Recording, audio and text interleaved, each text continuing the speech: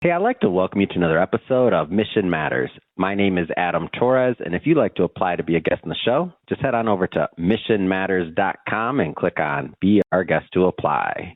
All right, so today I have on the show Kenny Rose, and he's founder and CEO over at FranShares. Kenny, welcome to the show. Great to be here. Thank you so much for having me. All right, Kenny, so we got a whole lot to talk about today, so I definitely want to get into FranShares and really fractional franchise investing and what that means. And I guess just to get us kicked off, though, before FranShares and before this particular business, I see founder and CEO. Were you always an entrepreneur? Like, when did you get started? Oh, I started my first business when I was 12 years old selling coffee for $1 a cup at a music festival. Hold on, you were a coffee person? I never heard that sure one. Whose idea was that? I heard lemonade. I was a baseball card guy. I heard a lot. Coffee. How'd that happen? You know, they would do the same festival every year, and we always see thousands of people camped out, and it was essentially a couple baseball fields. And we were driving by as they were starting to get the place set up for all the campers to come. And we're like, wonder what they do for coffee in the morning. Or I think we just started talking about the morning and waking up there. And then it was like, oh, what do they do for coffee? And it was like, you'd have to get up and drive 20 minutes to find coffee. So we're just like, what are you guys doing tonight? And we just woke up early. It was like 4 a.m, I think. We were brewing 2 pots of coffee at a time, throwing it in one of those giant orange Gatorade jugs, set up a table and $1 a cup. And then next year went back, we had creamers. People were excited. And man, I would make like $1,000 in a weekend. And as a kid that young, it was amazing. That is amazing. And did you have a brand? What'd you call it? Or was it just like, hey, get your coffee? Yeah, it was just more, hey, get your coffee. I didn't learn branding until many years later. I was just going to say, actually, that's not a bad brand. Get your coffee. Yeah. You just had to scribble it. That was all.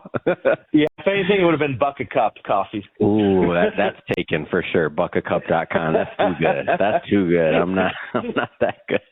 So fast forward, but obviously that's the first business. How did you kind of level up and continue in your career? Did you have other businesses and then you get out of college or otherwise, or how'd you get to the point where you're at now? You know, I feel like high school and college, it was always just random little things. Not quite like that, but just little businesses here and there. And, my dad's an entrepreneur, so that's where I got that entrepreneurial bug from. And, I went to college and now they have majors for entrepreneurship and startups, but they didn't back then. And, I did different areas within business, wasn't sure what I wanted to do. And then I heard about this internship at Merrill Lynch.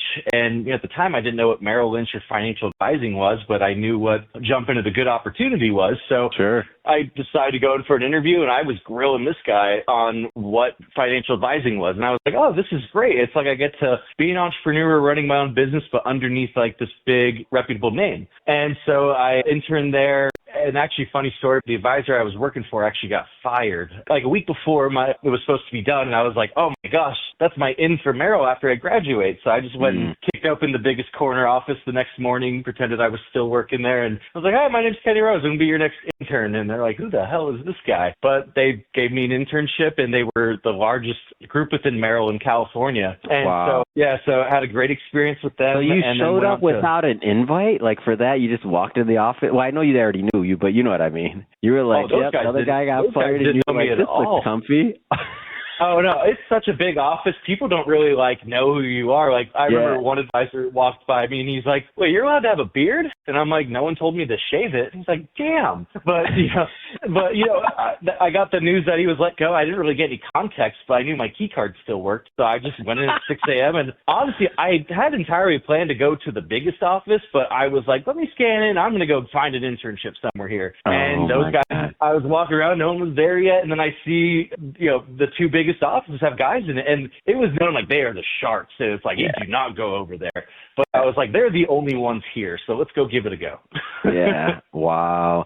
So fast forwarding a bit, how did you first come upon the model of just a fractional in general, the idea of fractional and franchise? How did the fractional side come to your sphere? Well, the funny thing was the franchise side had come up way before. Yeah, I left Merrill and I got into this thing called franchise brokerage, where basically I worked with executives who are looking to leave corporate world, thinking about franchising, but didn't know much about it, let alone which one to get. So I'd work with them to recommend brands based on their skill set, their budget, their goals, coach them through the whole research and purchase process.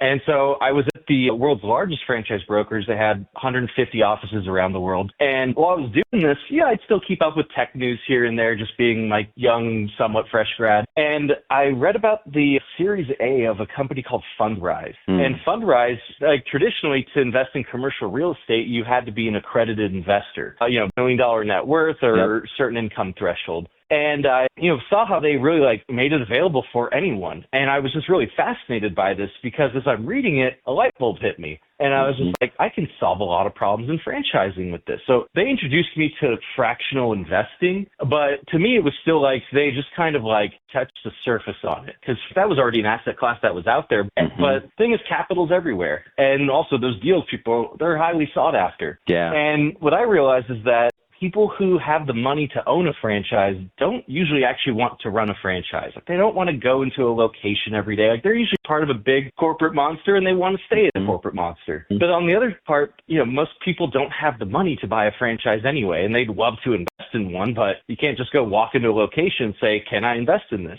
But the other part of this too was just that in franchising, like any business, you want someone who owns and operates it.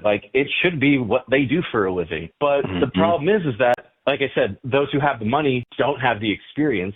And all the people who have all this experience, they've been a district manager at Dunkin' for 10 years. They could run locations in their sleep. Well, they worked for Dunkin' for 10 years. They don't have $1 million laying around. And so you have this big divide of where money comes from and who the operators are. And so it was really, when you think about it, a natural thing that had to happen where people could fractionally invest into a franchise to own a piece of it while they're funding an entrepreneur to go and build their own. Yeah. And when I think about that, I think when I first looked at your model, I'm like, and I know it's different in this case because the individuals that I'm going to reference, they have the money and they just buy them outright. And I'm sure they have operators and things like that. But a lot of the celebrities that buy into franchises and stuff like that or own a bunch of restaurants, you're like, they're not running that. We know they're not, but are other people doing that or do other people have? So obviously there's, if you have a big syndicate or big group and other things like that, or family offices, maybe they do it and they have some other things. But this, correct me if I'm wrong, this seems like you're now allowing, the everyday investor even who has some extra money on the sideline that they want to get into it at whatever level that franchise price and or opportunity is at for their fraction that they can, participate in. You're letting them participate in the opportunity so they can still live their life but still have the benefits of that. Am I off on any of that? Exactly. Does that make sense? Nope, you hit the nail on the head. So it's almost like they're democratizing the franchise experience almost to where other people can do it too. That's awesome. That's really it, yeah. And, it's an additional benefit too is that people really want to own something tangible that they can see. To walk into it. If they were it's a brick and mortar and let's say the opportunities in their neighborhood, they want to walk in, see what's going on, to have that feeling of, I got a little piece of this one. Yeah, and it's so great for the franchisors, those parent companies too, because like I said, they get these real experienced owner-operators, but also think about how much marketing dollars it would cost to get someone to react like you just did for walking into a location you own a piece of. That's loyalty. Few brands like Chick-fil-A and In-N-Out command. But if you own a piece of it, you're excited about it and you want to be a part of it. If you invest $500 in a Dunkin', you never go into Starbucks again. And you're making sure your friends don't go to Starbucks either. You say, you go to my Dunkin'. And so it's a really cool thing. I think Reddit versus Wall Street, but in your neighborhood. Yeah, and that's like a Warren Buffett eating McDonald's, right? Same thing. You're not going to Burger King. You can pay Warren Buffett to go to he's eating McDonald's and he's going to tell everybody he's eating McDonald's.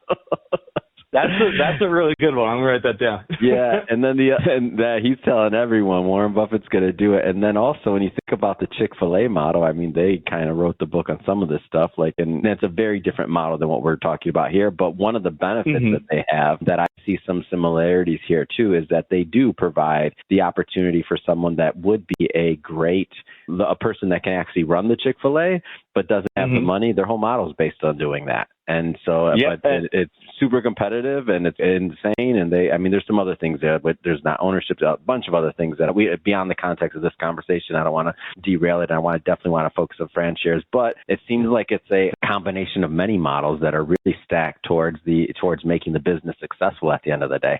None of these components are there just for marketing. Yeah, exactly. It is. And, it's funny you say marketing because I mentioned that Chick-fil-A similarity a lot too. And, I say like, hey, Chick-fil-A's got a great sandwich, but is it the best one? That's an argument people will have for years. But what the best one at the airport. It's the best one at the airport. Like, that's my airport food. I don't know what else I can, at the airport, it's the only one that's going to be like the right size. And okay, go ahead.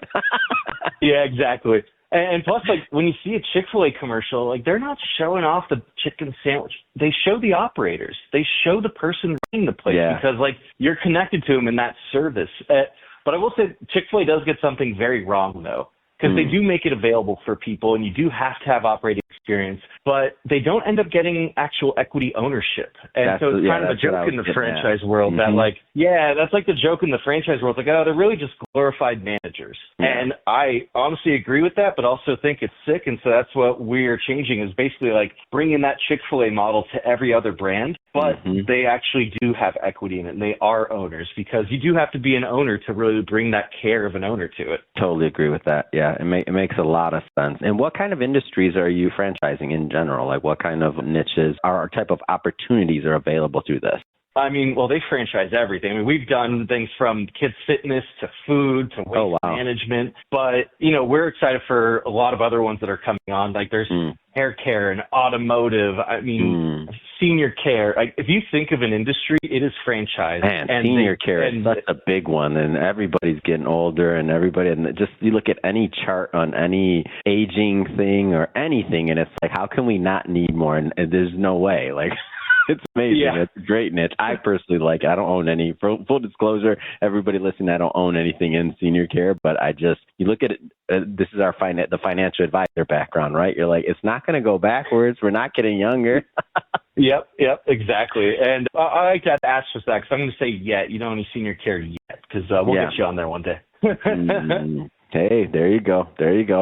Kenny, so tell me, what's next for the business? What's next for FranShares? Tell me more about the continued growth of it and what the plans are for going forward. Yeah, so, getting started, we'd worked with some smaller brands out there, which people were really passionate about. It's great to, get them ownership and get those brands exposure, but we've got some of, the world's largest ones that I've, said names like Dunkin' and Comfort Inn, and, we got a lot of really great ones that are coming on board that are just household names.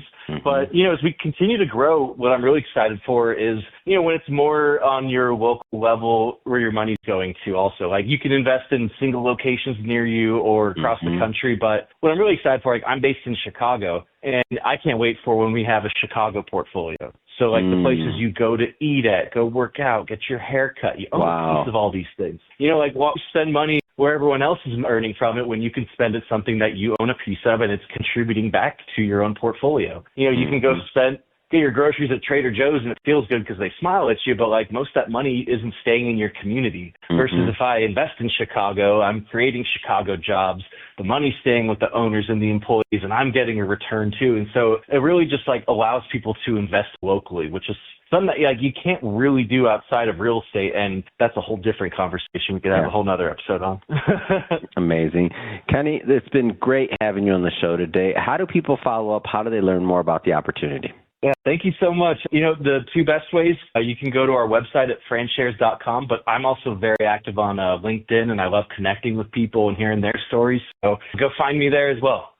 Fantastic. And for the audience, just so you know, we'll definitely put some links in the show notes so you can go check it out and get connected. And speaking of the audience, if this is your first time with Mission Matters and you haven't done it yet, hit that subscribe or follow button. This is a daily show. Each and every day, we're bringing you new content, new ideas, and hopefully new inspiration to help you along the way in your journey as well. So again, hit that subscribe or follow button. And Kenny, keep on doing what you do. Appreciate you providing those opportunities out there for investors, for the operators, and the whole pipeline there. So thanks again for what you do. Thank you so much. And thanks again for having me on and educating the people.